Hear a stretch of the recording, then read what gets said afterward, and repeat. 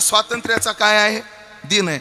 स्वतंत्र व्हा, पारतंत्र्यात राहू नका. इंद्रियाच्या, अपेक्षेच्या, विकाराच्या बंधनाचा तोडू फासान देऊ आशा टाकूनी. हे आशा टाका आणि जीवनामध्ये आयुष्य चाललंय.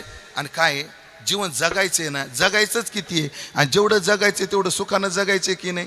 मग हे करा, विचार करून घ्या आणि राहिलेलं जीवन आनंदात घालवा.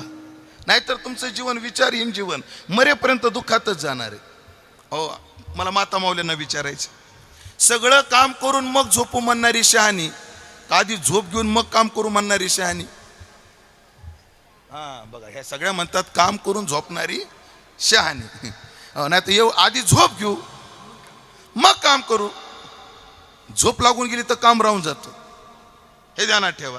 म्हणून काम करून झोपणारी कधी शहाणी?